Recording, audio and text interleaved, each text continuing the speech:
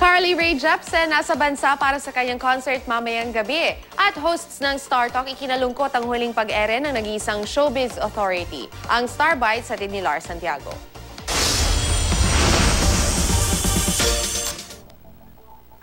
Matapos ang 2 dekada na maalam na sa telebisyon ang tinaguriang showbiz authority na Star Talk, nitong Sabado, emosyonal ang ilan sa mga host sa kanilang last episode.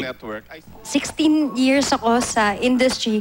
Ngayon lang din ako nagkaroon ng totoong mga kaibigan sa show. Wow! This is going to be my home. This is home to me. Okay. And I'd like to thank everyone. Sabi mo yan, ha? As in everyone. Maging ang dating host na si Boy Abunda, nalungkot din. Ang sakit-sakit po, isipin na mawawala na po ang Star Talk. It's painful. Pero wag malungkot dahil magsisimula naman sa Sabado ang No Filter na tsikahan ng Celebrity TV.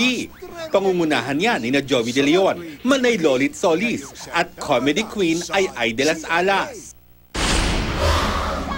May mga pagbabago sa title at cast ng mga pelikulang entry sa 41st Metro Manila Film Festival sa Disyembre.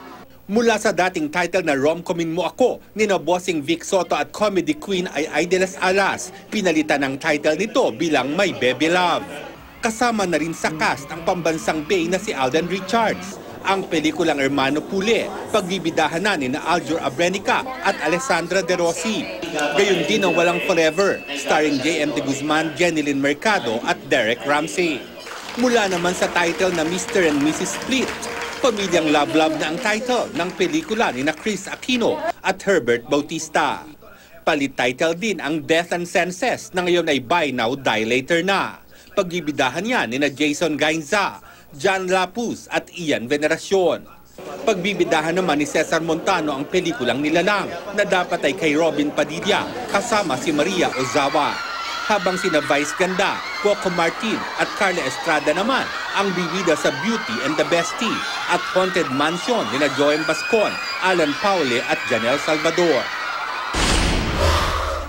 Dumating naman sa bansa ang pop singer na si Carly Rae Jepsen para yan sa concert niya mamayang gabi sa Araneta Coliseum. Tampok sa kanyang concert ang ilan sa mga awitin niya sa bagong album. Hindi rin daw dapat palampasin ang kanyang pinasikat na kantang Call Me Maybe. Lar Santiago, GMA News.